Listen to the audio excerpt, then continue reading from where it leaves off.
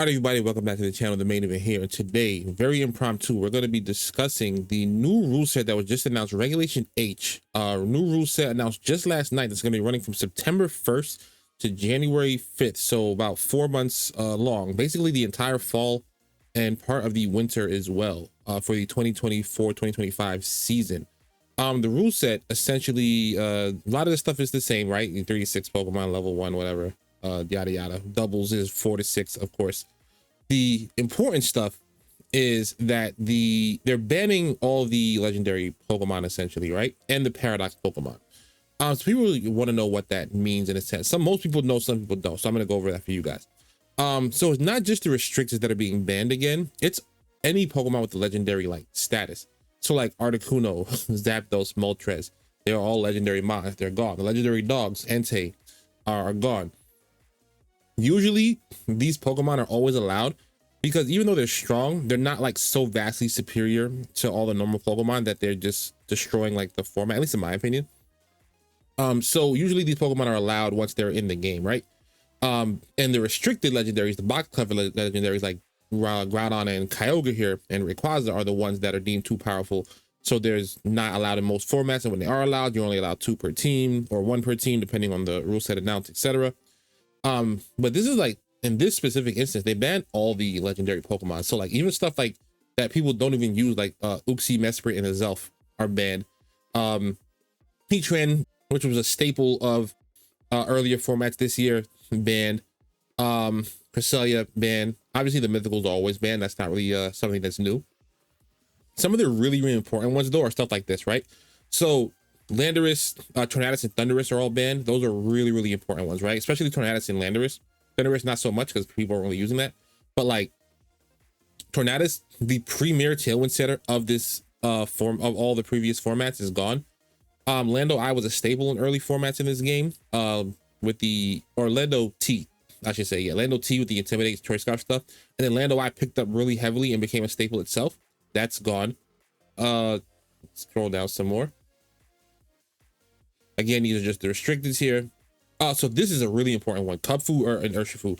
Urshifu being gone, people definitely have some mixed emotions. I think it's probably overwhelmingly happy that Urshifu's gone because people don't like playing as a thing. I don't mind Urshifu. I feel like it stops a lot of the people from doing a lot of BS stuff like Mux, Smeargle, Dondozo, all that weird defensive setup stuff.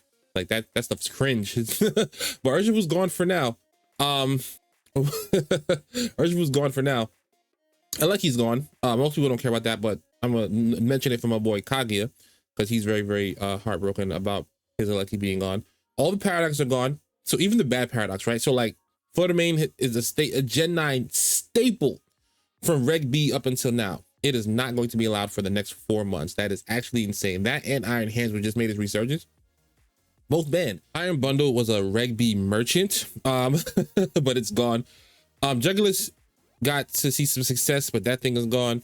The Treasures of Ruin are a really big one in my opinion. Like obviously Fluttermane and Iron Hands are huge, but for the most part the paradox, like we haven't seen Tusk in a while. Dreamtail pops up from now and again. We don't see a lot of Brute Body. You never see Slitherwing and Sandy or Treads that much. Treads is a little bit.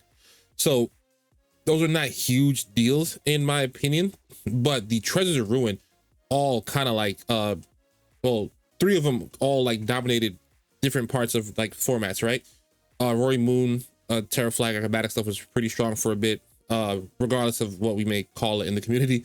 Chi-Yu obviously was always very polarizing Pokemon, very strong damage, but always, you know, missing its move. Tinglu Fissure dominated for a bit, and then even regular Tinglu dominated on like the New Balance stuff for a bit. Shout out to my boy Brian. Chien-Pao, probably the most dominant of all the 4 Treasures of Ruin overall, which is a staple in every format, gone. Just flat out gone. Yeah, that's actually insane because like I thought that Reg C, I didn't enjoy Reg C that much because that's when the Treasures of Ruins were introduced, and I thought they were just too strong compared to the rest of the Pokemon that were allowed. And they also enabled a lot of really strong stuff to be too strong as well. Like Pow Knight was really oppressive back then. Chi-Yu Flutter also felt a little bit oppressive because Flutter was always so strong, and then Chi-Yu just made it stronger. So that was not great. But like now you don't have to worry about any of that, right? There's no Chien-Pao, there's no Chi-Yu, and there's no Flutter. Chi-Yu Flutter is completely wiped off the map, which is something we've not been able to say at all. These other Pokemon, like the Monkey Dory and them, they weren't really seeing usage. Okidogi, these three being banned like, confirms your legendary status, I guess, technically. But they weren't really seeing much play. Lee's was not. Walking Wake was kind of up and down. The Ogropons are another big one. These the Ogropon forms were stable since they came out. It was mostly fire and water pond, but Grass Pond had some showings, and Rock Pond came on really strong lately. But again, that's gone. Raging Bolt is probably one of the biggest bans next to like Urshifu. Raging Bolt was like, is just one of the strongest Pokemon they've ever created. And it just allowed for so much versatility in the set. Like that, its kit was so vast, and it's just like not allowed anymore. So that's like all the bans, right? So like, what does the format essentially mean now that we don't have these Pokemon? Let's get into that. So what's the important part about this format is that it's going to be basically the Pokemon you can catch in Paldea, you can catch in Kitakami, and you can catch in Blueberry. The most important ones are going to be Paldea and Blueberry, in my opinion, at least from top to bottom. We'll start with Kitakami just a little bit really quick because it is important as well. Essentially, Ursaluna and Basculegion, two very, very powerful Pokemon, are still allowed in this format. And they're Pokemon that Basculegion didn't really get a lot of shine prior, but it has a chance to have some shine now, right? Because of this format. Ursaluna always had shine, but it's probably going to like shoot up even higher than it's ever been. Because it's one of the, the single strongest special attacker, I think, that remains illegal. So that thing's going to see a ton of usage. Most of the other Pokemon in this format are already in the Paldea decks. So I don't think any of them make that much of a difference. Like Dusclops is a Pokemon that people might use, Mienshao as well. Komodo, I think, was introduced in this decks. So Komodo will see some usage. But as you can see, most of this stuff is like, oh, Snorlax might see some usage. A lot of this other stuff is already in the Paldea decks, right? So it's not that much. In the Paldea decks, there's like Annihilate, which is going to see a resurgence. Armarouge is going to see some resurgence at the beginning. I don't know how long it's going to last because I feel like Side Spam is very, very fake. I could be wrong though. All the evolutions are allowed. So Sylveon is like the premier fairy type right now, as far as attacking goes, because it's the only one. Whimsicott is there, but it's not really an offensive Pokemon, right? So I don't know how much that counts, but it's still gonna be used, right? Whimsicott is now the premier Tailwind setter. Arcanine probably doesn't see any usage because of something in the Blueberry decks, aka Incineroar. You might see some Weavile usage just because it has an option. Gothitelle is gonna see a above average usage, is what I would like to call it. I think it's just very early prediction stuff. You might even see some Bramblegas stuff because there's not as much that counts as Bramblegas, besides like the Incin. Some of these Pokemon here that like people weren't even using before, you might see them get used because they're options now, right? They just don't get walled off by the really, really powerful Pokemon in the format. Salamence is going to see a lot of usage. Hatterene will see some usage at the beginning. Grimmsnarl will see a ton of usage. Palafin will see a ton, at least at the beginning. We'll see if it tapers off at all as people go to other water types like Basculegion and Gyarados. But Palafin will see a lot at the very beginning for sure, and we'll see how that continues. Dragapult will definitely see usage because I think it's the fastest viable Pokemon in the format again. No one's going to be using Electrode, so we ain't even got to worry about that one. T-Tar is going to see a lot of usage because T-Tar is the GOAT. Who else is in this format? Dragonite can see a ton. Dragonite was a good Pokemon before Chien-Pao. Chien-Pao just ascended to a whole new level, but Dragonite, Terrafly, and Terrablast was still very, very strong, right? And with Incineroar being legal in this format and going to be super dominant, Inner Focus is just going to be very, very strong, right? It's like the only real Inner Focus mon that I think people are going to actually try. Kingambit will be back in droves. Hydreigon will also be back in droves because it's a powerful special attacker, and we are going to be very, very lackluster for special attackers. Dondozo, unfortunately, will be back as well. That's unfortunate, but we have tools to deal with that now, right? We have Incin, we have Palafin, we have other Haze mons, we have Rillaboom. So we have ways to deal with Dondozo, so maybe it won't be that bad. And this one is mostly the starters. So it's Incin and Rillaboom, which is the really important ones. Primarina is going to be a very specific pick for people that helps them deal with a lot of stuff, like Blood Moon, for example. So I think that's going to be very important. All the starters essentially are in this deck, so like you have a chance to use starters you may not have had a chance to use before because they were too weak. So go ahead and give them a try, right? Like go ahead and give them a try. Don't be afraid. We do still have Venusaur. We have Venusaur and Charizard, which are not strong enough in like most current day formats. But like if you with like Ninetales, Charizard, Venusaur, that's a core you can probably win games with. I don't know if you're gonna win a tournament with it, but you can probably win games with that in this power level.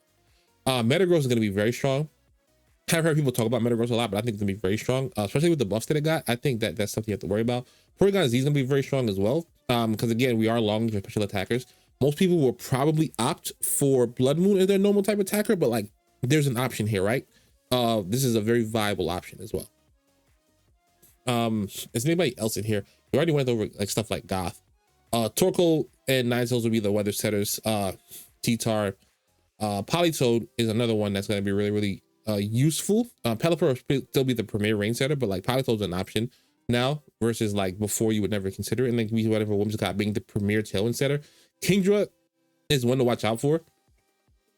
Kingdra Rain and like Archaludon is going to be really strong as well. I actually saw Jody using that on his stream a little bit. Rain with Pelly, Kingdra, the Swift Swimmer, and Archaludon on there, because Archaludon is also legal, obviously, and that Pokemon is really strong. Smeargle is legal, which is unfortunate because Smeargle is cringe. I think those are like the really important ones. You can also use stuff like Cleavor and stuff, right? Electabuzz is actually a good one as well, because people decided that it was good, and it was good with the Follow Me stuff. So that's a good option. But yeah, let me know what you guys think of the format, the preliminary announcement of the format so far. Question today: are you happy about Reg H, or did you want something else? I was pretty happy when I found this. I was okay with the Reg H. I was a little bit worried about how strong the power level was getting, because even single restricted felt so strong, and double restricted was just gonna just like send that like exponentially higher. We are going back to Reg G in January apparently, which is kind of unfortunate, because I don't know why we're going backwards in the formats. Probably because they want to build back up to double restrictions to end the game's life cycle, which I understand. But as far as Reg H, I'm really excited to try it. I think I want to try to play in Baltimore this year. So let me know if you guys are going to any regional events to play Reg H. Otherwise, thank you guys for being here. Subscribe if you're new, become a member if you would like to. And I'll see you guys in the next video.